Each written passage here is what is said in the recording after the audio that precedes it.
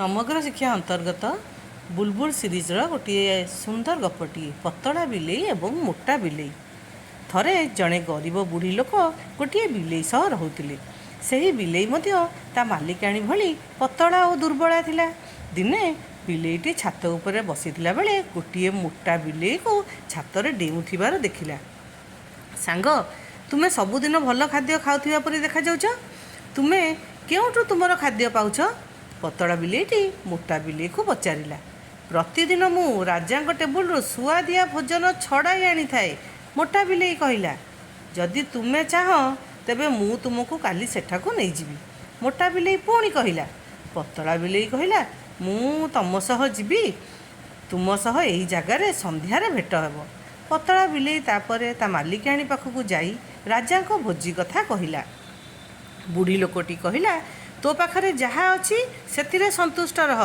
जदि राजा को रोसैया तते धरी पकाए तेबे कौन हेब टिके चिंता कर।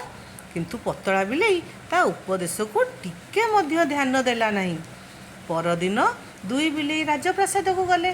प्राय राजा को भोजी को बिलेई माने नष्ट करिथांती। तेणु राजा आदेश देथिले जे राजमहल रे कोनोसी बिलेई देखिले ताकू फांसी दिया जिवो। किंतु ए दुई बिलेई एक कथा जानी नथिले।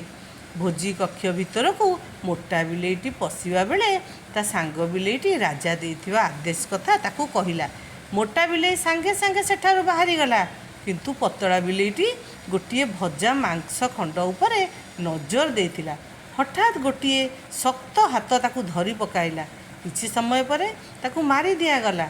एही घटना सुनी बुढ़ी मने मने कहिला, मु बिलेई को भोजी ठारू दूर रे रहिबा पई उपदेश देइतिली।